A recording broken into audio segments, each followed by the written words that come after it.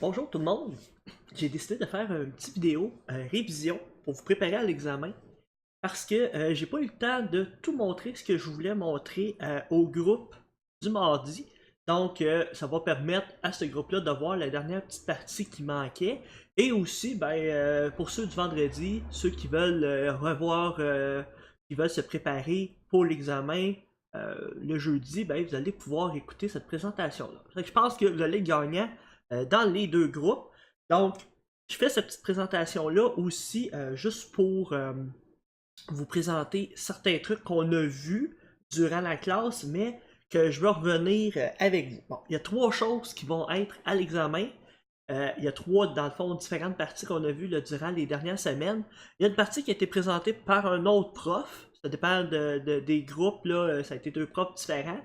Je reviens sur certaines notions qui ont été présentées. Mais aussi, il y a des trucs que c'est moi qui ai présenté. On a fait des exercices, on a fait des trucs par rapport à ça, mais je veux quand même en revenir pour que ça soit clair, puis que vous ayez un petit peu de contenu pour étudier. Donc, la première partie, hein, qui n'a pas été vue par moi, mais on a fait des petits exercices, on a fait un petit questionnaire là, au début du premier cours que j'étais avec vous, c'est l'introduction à l'informatique. Un petit intro, là, il y avait certains points que vous avez vus.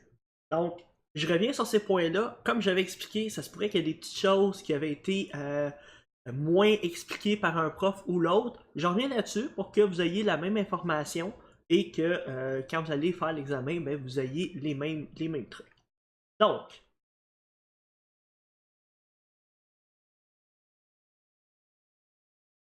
première petite question à se poser. Je vous l'avais posé dans le questionnaire, mais je vous la repose. C'est quoi un système d'exploitation?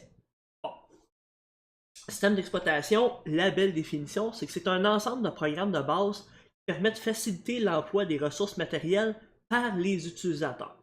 Donc, c'est un programme qui permet d'utiliser un ordinateur. C'est ça, là, grosso modo, c'est ça. Par contre, une petite définition que j'aime rajouter, c'est, je l'avais dit, c'est un logiciel, mais ça permet aussi d'utiliser l'ordinateur et le matériel de manière équitable et optimale. Donc, qu'est-ce que ça veut dire? C'est que le système d'exploitation, lui, il va être capable d'utiliser les ressources de manière égale ou pseudo-égale entre les différents logiciels. C'est qu'il ne va pas tout donner à Photoshop ou tout donner à un autre logiciel. Puis, de manière optimale, c'est qu'il va essayer de déterminer une priorité. Fait que s'il y a un logiciel qui est plus gourmand, il va essayer de donner peut-être un peu plus de priorité. Bon, il y a toute une espèce d'algorithme qui est fait. Quand vous faites CTRL à delete, vous pouvez aller voir ces informations-là. Souvent, un système d'exploitation, ça va être appelé OS pour Operating System en anglais. Ça que je vais peut-être utiliser ce terme-là au travers de la présentation. Ayez pas trop peur, mais c'est normal, je pense que vous connaissez un peu le terme OS. Donc, ça représente système d'exploitation. Bon. Les OS les plus connus sont Windows, macOS et Linux. Demandais, est-ce que vous avez d'autres exemples que vous connaissez? Android, c'est un système d'exploitation. iOS d'un iPhone, c'est un système d'exploitation. Donc, c'est le logiciel qui sert à utiliser le iPhone ou votre téléphone Android. Toutes caractéristiques du système d'exploitation. Bon, il y a les différents modes de fonctionnement. Ensuite, mono versus multi-utilisateur, mono versus multitâche. Et je vous avais donné un petit exercice à faire. Bon. Si vous l'avez fait correctement, il devrait avoir sur Léa un beau fichier Word avec un condensé de ce que vous avez fait. Je vais vous le fournir là. Si vous regardez la présentation, théoriquement, ça devrait être là. Vous devriez avoir ce fichier-là. Donc, vous l'aviez fait en équipe, c'est le Word qu'on avait partagé. Je vais juste rajouter une petite parenthèse sur le mono-utilisateur. Des fois, on peut penser que c'est révolu et que maintenant tous les systèmes d'exploitation sont multi-utilisateurs. Mais il y en a dans la classe que ça les avait surpris, mais iOS du iPhone et Android, c'est des systèmes d'exploitation qui sont mono-utilisateurs. On ne peut pas changer d'utilisateur. Moi, personnellement, je trouve que c'est un petit problème parce que je peux pas nécessairement passer mon iPhone à n'importe qui parce que ce serait facile d'aller un peu n'importe où. Mais disons que pour vous dire que ça existe encore. Bon. Maintenant, Les modes d'utilisation, même chose, mode différé, ce qu'on a vu en batch file, c'est un mode différé, ça veut dire que ça peut être fait plus tard. Le mode interactif, temps partagé puis transactionnel, cherchez un peu là-dessus. Je veux que vous cherchiez un petit peu sur la différence entre les deux. Je vous le donne pas tout cru dans le bec dans ma présentation. Il pourrait y avoir des questions à l'examen là-dessus. Ensuite, temps réel, ben ça le dit, hein, c'est une application en temps réel. Donc, il n'y a pas à rajouter là-dessus. Allez regarder mode interactif pour avoir plus d'informations. Bon. Cette image-là, je l'avais rajoutée subtilement pour le cours, mais c'est pour vous faire rire que je la remets. Bon. Système d'exploitation, on sait que on pourrait dire son utilité principale, c'est de faire le lien entre l'utilisateur et la machine. Mais, là, je vous ai mis un petit graphique là, qui explique vraiment ce que ça fait. Hein? Par les différentes applications, on va pouvoir utiliser le matériel informatique. Par contre, il y a, on pourrait dire, 3 grandes ressources matérielles que le système d'exploitation gère aussi. La première, c'est le processeur. Fait que le processeur, on n'oublie pas qu'il effectue les traitements. Il ne fait pas juste des calculs, il peut faire aussi du traitement de données. Donc, c'est pour ça que quand je vous avais posé la question, j'avais dit qu'est-ce que le processeur fait. N'oubliez pas que ça effectue des traitements. Traitement, ça peut être des calculs, ça peut être des opérations sur des fichiers. Bon. Dans le fond, traitement et des processus. Bon. Aussi, ça va gérer la mémoire centrale, le ROM et la RAM. Je vous en avais parlé un petit peu en introduction. Je ne suis pas revenu là-dessus dans ma présentation, mais n'oubliez pas que ça gère ces 2 types de mémoire-là. Ça gère les programmes et les données qui sont en circulation dans votre ordinateur. Et ensuite, ça gère les entrées et les sorties.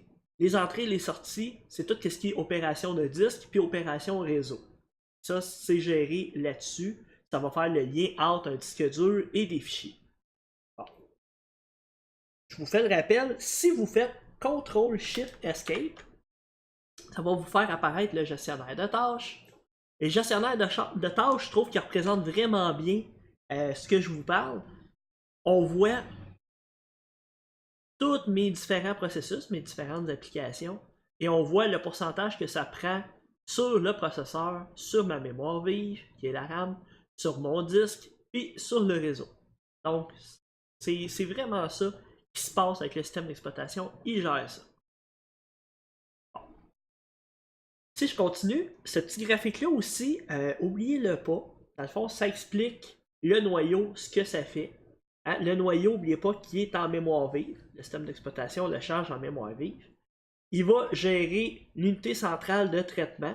Donc, hein, il va synchroniser et s'assurer que les tâches se font une en arrière de l'autre. Il va aussi gérer les mécanismes de gestion des interruptions. On va reparler un petit peu tantôt les interruptions, comment ça fonctionne, mais si on n'avait pas ça, ben, notre système d'exploitation ne serait pas capable de faire plusieurs choses en même temps. Puis aussi, ça intègre une partie de la gestion de la mémoire centrale, c'est une partie de la gestion de la mémoire vive, de la ROM, bon, de tout ça. Fait que ça, c'est l'ensemble des couches que vous voyez sur le modèle. Et ce qui est vraiment important à retenir dans tout ça, c'est que nous, en tant qu'utilisateurs, ça serait trop complexe de gérer tout ça. C'est qu'il y a quand même le système d'exploitation gère beaucoup de choses pour nous. Nous, dans le fond, la seule chose qu'on va toucher, c'est les utilitaires, les logiciels puis les programmes utilisateurs. C'est vraiment là que l'utilisateur interagit avec l'ordinateur. Fait que retenez ça, c'est quand même un point important. Bon. Maintenant, il y avait 2 modes qui étaient expliqués durant les premiers cours. Il y avait le mode de scrutation, puis il y avait aussi les interruptions. Bon. Avec le mode de scrutation, un petit peu difficile à expliquer, mais je vous ai mis une petite image qui l'explique, avec une petite source en dessous, qui s'appelle aussi le mode programmé. Bon. Là, vous allez voir, dans l'encadré, dans le petit graphique, il y a même du pseudocode qui indique un petit peu ce qui se passe. C'est une espèce de boucle qui va rouler tant que l'opération n'est pas finie. Dans le fond, pas tant que l'opération n'est pas finie, tant que euh, l'unité d'échange, le UE, ça veut dire ça, unité d'échange est pas prête. Donc, ça force le programme à toujours rouler. C'est une boucle qui est comme infinie tant que l'unité d'échange n'est pas prête. Donc, dans le fond, au départ, l'unité d'échange, elle connaît pas son état. Elle fait juste vérifier si elle n'est pas terminée, elle n'est pas prête. Bon. Le processeur, lui, qu'est-ce qu'il va faire? Il fait juste vérifier constamment si le champ est libre. Aussitôt que le champ est libre, il va pouvoir faire autre chose. Fait que là, le processeur, il est comme complètement occupé. C'est ce qu'on appelle une boucle de scrutation. Dans le fond, là, le processeur, il roule tant que c'est pas prêt. Bon. On appelle ça un système monoprogrammé parce que c'est possible qu'il y ait juste un programme qui roule. Ce qui est important à retenir de ça, c'est que c'est surtout les vieux OS et les plus vieux ordinateurs qui fonctionnaient comme ça parce que ça permettait juste une opération à la fois. C'était pas très pratique. Est venu le temps des interruptions. Et ce qui a été bien intéressant de ça, c'est que là maintenant, le processeur pouvait faire plus qu'une chose en même temps. Je vous donne un petit peu le mécanisme des interruptions, là, grosso modo, pour que vous l'expliquiez. Il y a toujours le petit graphique à votre droite qui vous indique ça, mais un petit peu pas à pas. Fait que première étape, le processus il va exécuter un programme. On va l'appeler programme 1. Après ça, le programme il est encore en train de rouler, mais il y a une interruption qui survient, qui est déclenchée par une autre opération. Ça peut être un autre programme, mais ça pourrait être un autre traitement, ça pourrait être n'importe quoi. Fait que le programme est arrêté. Fait que il arrête l'exécution du programme 1. Après ça, par contre, il ne veut pas recommencer le programme au complet. Fait qu'il va mémoriser l'adresse de où est-ce qu'il est rendu. Fait que là, il va faire une espèce d'association dans une table d'interruption. Puis il va s'assurer qu'on revienne à cet endroit-là quand notre interruption est terminée. Bon. Après ça, il va exécuter la routine d'interruption. Il va faire l'opération pourquoi il a été interrompu. Puis il va dire l'interruption est terminée, on a fini ce traitement-là. Puis après ça, c'est l'instruction de fin, elle va retourner à l'adresse où est-ce que le programme 1 était rendu. Et le programme va reprendre son exécution là où il était interrompu. Fait que ça permet de faire des opérations pas en même temps, mais quand même ultra rapidement parce que le processeur va passer d'une opération à l'autre rapidement. J'ai fait un petit parallèle avec le cerveau humain. Je vous avais dit que le cerveau humain fonctionne un petit peu de la même manière. C'est pas vrai qu'on est capable de faire des choses en même temps, d'être multitask complètement. Notre cerveau va faire rapidement une opération une après l'autre. C'est vraiment comme ça qu'on travaille. C'est que dans le fond, hein, on se rapproche avec ce genre de système-là, on se rapproche d'un petit peu comment que le cerveau fonctionne. Donc, faire le petit parallèle avec vous. Maintenant, le deuxième sujet que je voulais vous parler, c'est le premier cours que j'ai eu avec vous. Je vous avais fait faire un exercice qui parlait de la configuration d'environnement. Ben, je peux revenir là-dessus. Donc, configuration d'environnement, je vous avais parlé, là j'en reviens un petit peu sur des trucs que je vous ai parlé aussi dans le cours de système d'exploitation, mais c'est parce que c'est pertinent aussi dans la configuration d'environnement. Je vous demande, c'est quoi une variable d'environnement?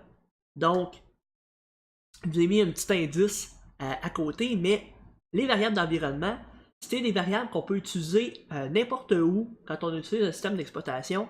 La variable la plus connue étant la variable path, hein, qui est soulignée. Il y en a plein d'autres.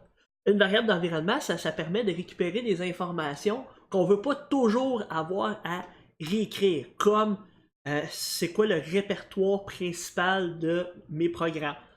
À quel endroit, ben là, en ce moment, là, un bon exemple, l'OS.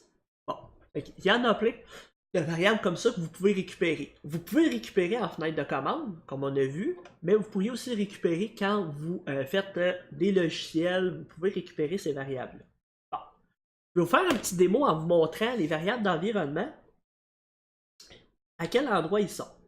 Fait que si je tape variable, là, ça sera peut-être pas dans la variable d'environnement, ça va être dedans la gestion de l'ordinateur.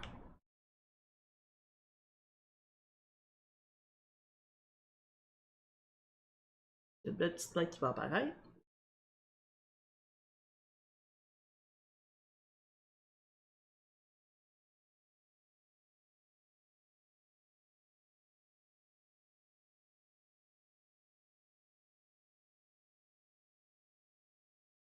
En fait, c'est pas tout à fait dedans la gestion de l'ordinateur, c'est dedans les informations de l'ordinateur.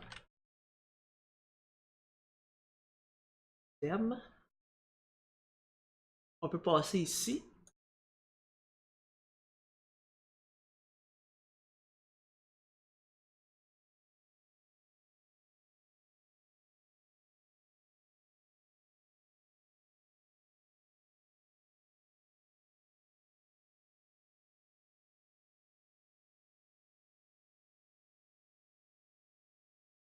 Dans Windows 10, c'est jamais exactement à l'endroit que je cherche.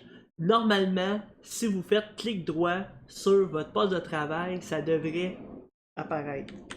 Regardez bien.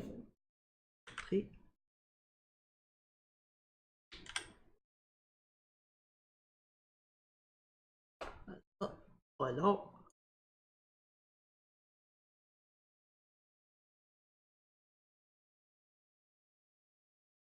Parce que mon poste de travail, je m'en sers pas souvent. Bon. Ce PC au poste de travail, c'est la même chose. Et vous faites propriété.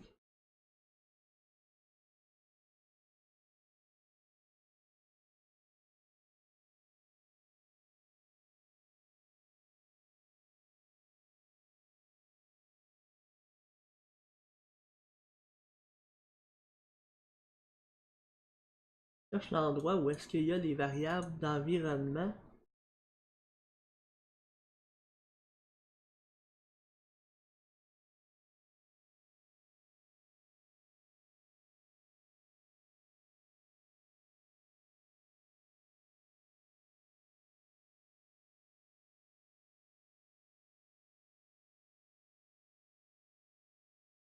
Yes! Bon, je l'ai trouvé. J'étais au bon endroit au départ, mais c'est juste que dans Windows 10, c'est tout un petit peu plus dur de trouver.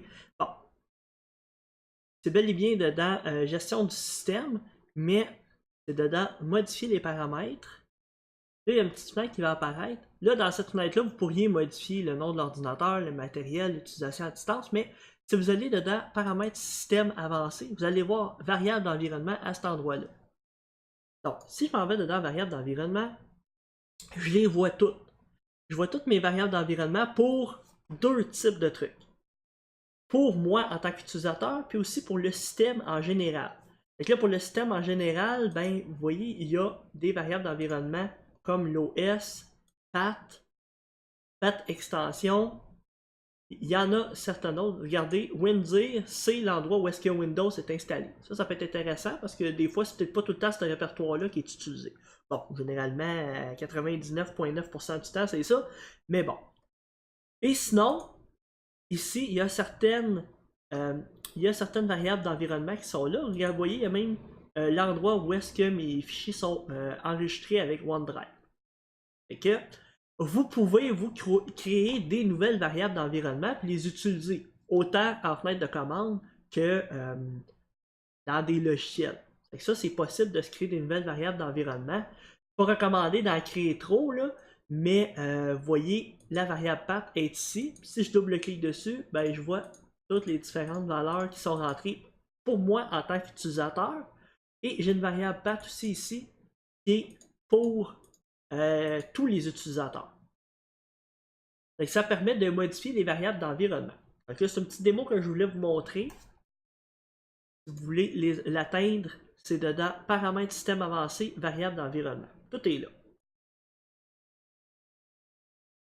Sinon, hein, les variables les plus importantes, PAT, pourcentage, AppData, ça le dit un peu, ça va vous donner l'endroit où est-ce que vos données d'application sont enregistrées. C'est que au lieu de connaître le chemin à chaque fois, ben, vous pouvez utiliser ça. Pourcentage username, c'est le fun. Ça vous donne votre nom d'utilisateur. Home Drive. Home Drive, ça aurait pu être pratique pour le TP1 en système d'exploitation.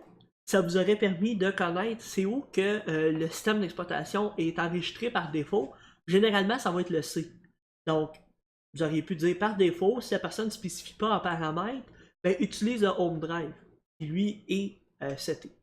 Ça aurait pu être un petit if de vérifier que cette variable-là est quand même existante, c'est pas mauvais, mais vous auriez pu utiliser ça au lieu d'assumer que Windows est installé sur le C. Donc, ça, c'est une petite parenthèse que je voulais faire. Bon. À quoi sert PAT-EXT? Okay? Ça, là, si vous voyez, là, dans l'image qui est juste à côté, c'est marqué PAT-EXT, puis c'est marqué .com, .exe, .bat, .cmd, .vbs, .vbe, .js, bon, puis il y en a plein d'autres. Okay? Ça, là, c'est ce qui fait que vous n'avez pas besoin de taper Diablo4.bat dans une fenêtre de commande. Lui, ce qu'il va faire, il va voir Diablo4 et il va aller essayer de trouver dans ce ordre-là un fichier qui ressemble à ça. Un .com, un .x, un .exe, un .bat, et il va l'exécuter sans que vous ayez besoin de le taper. Fait que c'est pour ça que vous n'avez pas besoin d'écrire .bat, c'est qu'il le reconnaît à cause de cette variable d'environnement-là. Fait que c'est super pratique d'avoir ça. Vous pourriez en rajouter, mais généralement, vous ne l'en rajoutez pas là, vous utilisez celle par défaut. OK? Pose la question, si je voudrais installer un jeu dans Program File, ça serait quoi la variable d'environnement? Il y a une variable d'environnement qui permet de faire ça. Puis si vous la cherchez, vous allez voir, c'est pourcentage programme. Pourcentage, ça va vous donner le path de... donc, quand on installe un programme, là, on ne va pas aller chercher, on va utiliser cette variable d'environnement-là toujours. Puis on va installer le jeu dans ce répertoire-là. Parfois, les jeux vont demander à quel endroit, mais le répertoire par défaut, ça serait celui-là. Fait que, super utile les variables d'environnement, oubliez-les pas. Ensuite, on avait parlé de deux manières de gérer les tâches dans Windows. Le planificateur de tâches puis le gestionnaire de tâches. Il y en a qui se mélangeaient un peu entre les deux, qui disaient que le planificateur de tâches faisait telle chose. Bon, c'est important de voir la différence entre les deux, et vous pouvez utiliser les deux vraiment de manière très intéressante, chacun de leur côté. Fait que, je fais un petit rappel, le planificateur de tâches, lui, il sert à planifier à l'avance l'exécution d'une tâche future. Fait que là, planifier à l'avance l'exécution d'une tâche future, il y a beaucoup de pléonasme là-dedans. Mais c'était pour que vous voyez bien que c'est quelque chose qu'on fait dans l'avenir. Bon, ça pourrait être exécuté immédiatement ou très très prochainement, mais dites-vous que c'est pour planifier des choses qui seraient faites plus tard. Vous avez fait un fichier batch que vous voulez rouler à tous les mois, ben, utilisez le planificateur de tâches. Le gestionnaire de tâches, par contre, lui, ça sert à gérer les tâches qui sont en train de rouler. Ça va gérer la partie processeur, la partie disque, la partie mémoire et la partie réseau. Quand je fais CTRL, SHIFT ou MAJ, ESCAPE, c'est le gestionnaire de tâches qui apparaît, puis on voit toutes les applications, tous les processus qui roulent sur mon ordinateur. Bon. C'est ça la différence. Il y en a une qui gère les choses courantes, l'autre qui gère les choses qui vont arriver dans le futur. Bon. Faire un petit quiz rapide pour voir qu'est-ce qu'on devrait prendre entre le planificateur et le gestionnaire pour différents besoins. Bon. Premier besoin, je veux qu'un fichier batch roule tous les premiers du mois. Je prendrais quoi? Je vous ai donné presque l'exemple tout à l'heure. Ben oui, c'est le planificateur. Ensuite, Photoshop vient de planter puis je veux fermer le processus. Il se ferme pas automatique, il lag, il répond plus. Je vais utiliser le gestionnaire. Mon internet est lent. Qu'est-ce qui tire la connexion? Ça va être le gestionnaire. Vous allez pouvoir voir, ok, il y a une application qui roule et si je refais apparaître le gestionnaire, CTRL-SHIFT-ESCAPE, le gestionnaire apparaît. Je pourrais trier mes trucs par réseau. Là, je vois qu'il n'y a rien qui utilise mon réseau ou presque. C'est une bonne chose. Bon, un petit peu PowerPoint, et un petit peu peut-être Mobile Device Service, mais c'est tout. Bon. C'est vraiment le gestionnaire. Ensuite, je veux que dans 3 semaines, un fichier soit effacé de mon ordinateur. Je veux planifier ça. Ben oui, c'est le planificateur. Mon antivirus effectue toujours ses vérifications lorsque je travaille. qu'est-ce que je peux faire? Gestionnaire de tâches. Vous pourriez mettre fin au processus d'antivirus quand vous travaillez. Par contre, j'ai mis gestionnaire, mais on aurait pu dire aussi planificateur, puis aller vérifier quand est-ce que l'antivirus roule et planifier qui roule à un autre moment donné. Fait que c'est une petite question un peu piège. Là, j'ai écrit gestionnaire, mais vous auriez pu dire aussi planificateur. Tout dépend de est-ce que vous voulez régler le problème maintenant ou régler le problème dans le futur. Ensuite, le gestionnaire de disque, j'en avais parlé un petit peu. Sans que vous soyez des experts en gestion de disque, il y a des petits termes que je veux que vous compreniez et je veux aussi que vous voyez un petit peu peut-être les dangers d'utiliser le gestionnaire de disque. Bon. Avec le gestionnaire de disque, on peut faire les différentes opérations suivantes. On peut partitionner un disque. Répète un petit peu ce que ça fait partitionner un disque. Ça permet de le diviser en différentes parties. C'est que vous pourriez avoir pour un disque dur 4 partitions, 4 parties de votre disque avec des lettres différentes. L'avantage de faire ça, c'est que si vous avez votre système sur le disque C, ben vous pourriez avoir un autre disque qui s'appellerait D ou F qui contiendrait tous vos fichiers. Moi, personnellement, c'est ce que je fais sur la plupart de mes ordinateurs. Comme ça, si j'ai un problème avec mon C, je peux le formater ou réinstaller Windows. Puis là, si j'ai des pertes de données, ben j'aurai pas de perte parce que tout est sur mon F ou mon D. Donc, si je vous le montre là, je vous montre sur mon ordinateur, j'ai mon système C et j'ai mon fichier.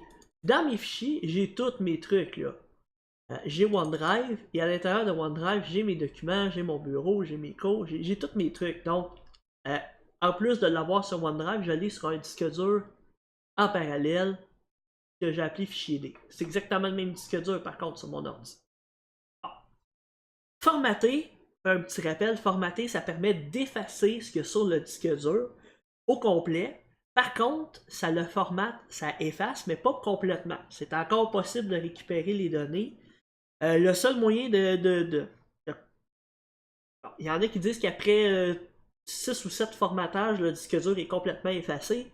Mais dites-vous qu'il y a quand même possibilité avec des outils bien particuliers de récupérer les données. Le seul moyen de vraiment effacer un disque dur, là, un bon coup de marteau. Sinon, formater, ça sert juste à, dans le fond, remettre à neuf le disque dur. Mais il y a encore une petite partition, pas une partition, mais il y a encore une petite partie du disque qui contient des données. Donc, qui pourrait être restaurée. Bon. Vous pouvez aussi modifier la lettre du volume. Modifier la lettre du volume, ben, vous pourriez dire mon C devient le D ou le F. Bon, vous pourriez changer la lettre. Là, quand je vous parle du danger des utilisations du gestionnaire de disque, ben ça en est un danger. Si vous avez installé plein de trucs sur le C, puis là vous vous dites, moi je change la lettre, je l'ai fait quand j'étais plus jeune, je trouvais que C, ça me tentait de renommer ça W pour Windows, et ça n'a pas été une bonne idée parce qu'il y a plein de logiciels qui ont arrêté de fonctionner parce qu'ils sont habitués d'être dans C2. Programme file. Donc, normalement, on ne change pas les lettres de volume après avoir, quand ça fait longtemps qu'on a notre ordinateur. On le fait au début quand on configure nos trucs, puis après ça, on y touche plus. Bon. Modifier la taille du volume. Vous pourriez aussi, là, je dis la taille du volume, mais ça pourrait être la taille des partitions. Vous pourriez changer la grosseur d'une partition, puis dire, ben cette partie-là va être de 30 GB, puis l'autre partie va être de 150 GB pour un disque dur de 180 GB. Fait que vous pouvez modifier la taille. Le danger de ça, ben, c'est si le disque dur il est déjà avec déjà des données, ben là vous pouvez perdre des données, ça c'est sûr, là, vous comprenez un peu l'idée. Mais c'est aussi quand il y a des données sur un autre disque, puis vous modifiez les tailles, des fois j'ai eu des problématiques. C'est exactement la même chose que de modifier la lettre du volume. Vous faites ça au début quand il n'y a rien sur les disques. Vous venez de vous acheter un disque dur, vous voulez les partitionner, vous voulez modifier la taille de volume, vous voulez configurer, c'est correct, mais vous ne le faites plus après. Ensuite, un autre petit truc, vérifier les erreurs de disque. Des erreurs de disque, là, ça peut être causé par un paquet de choses, une panne de courant pendant qu'on écrivait sur un disque. Bon, ça peut être un disque qui commence à être vieux puis qui commence à avoir des secteurs défectueux.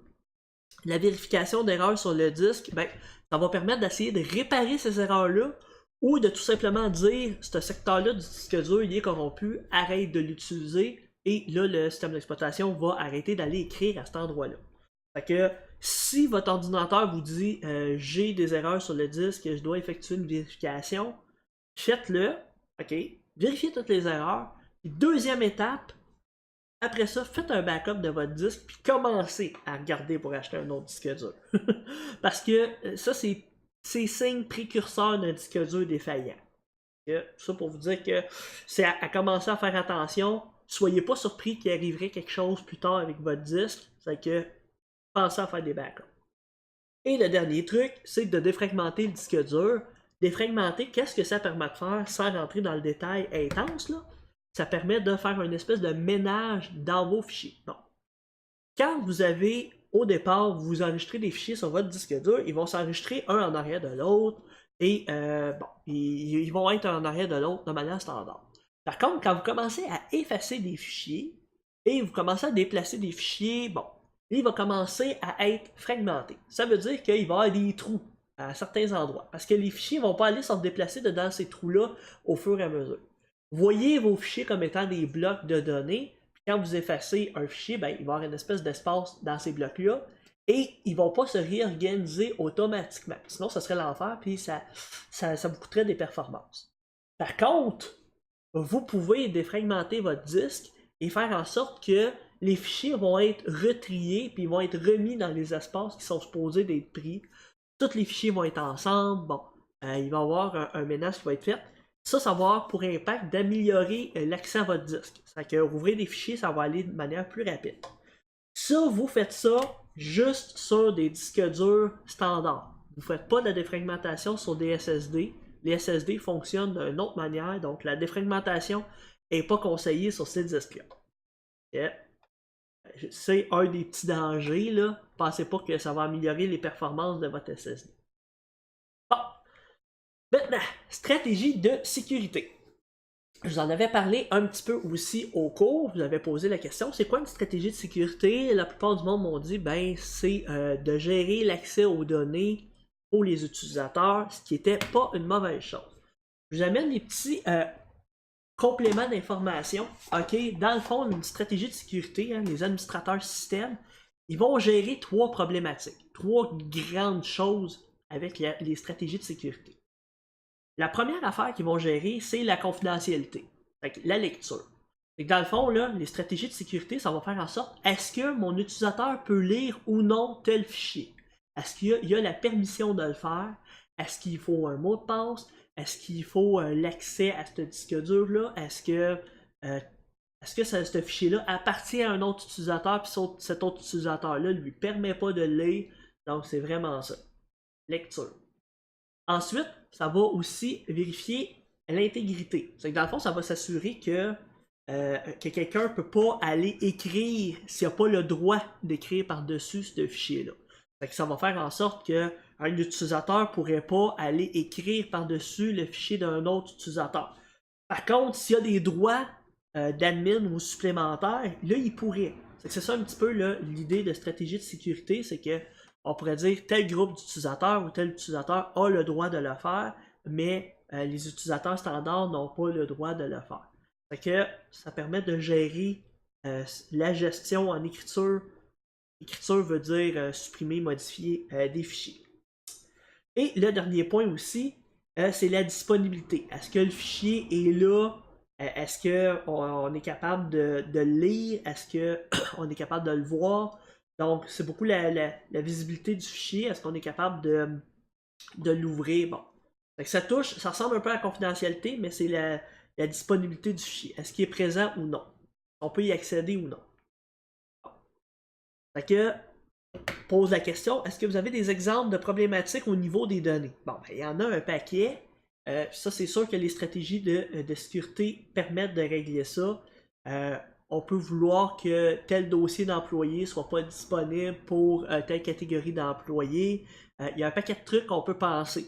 Parce qu'il ne faut pas penser que les usagers vont s'auto-gérer. Non. Dans le fond, il faut prévoir à l'avance ces stratégies-là pour pas qu'il y ait de fuite de données, pour pas qu'il y ait de l'écriture où quelqu'un écraserait le fichier d'une autre personne. Donc, il y a toutes des stratégies à penser là-dessus. C'est que des exemples, on pourrait en avoir une tonne. Bon.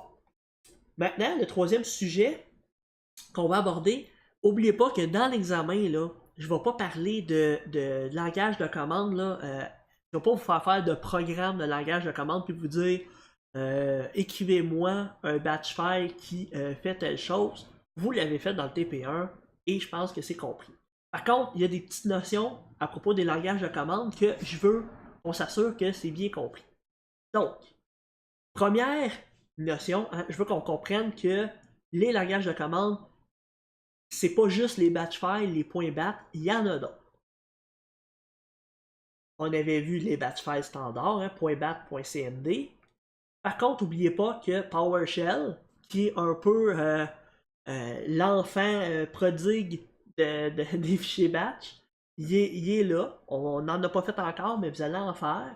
Puis c'est un outil qui permet de faire des lignes de commande de manière beaucoup plus poussée.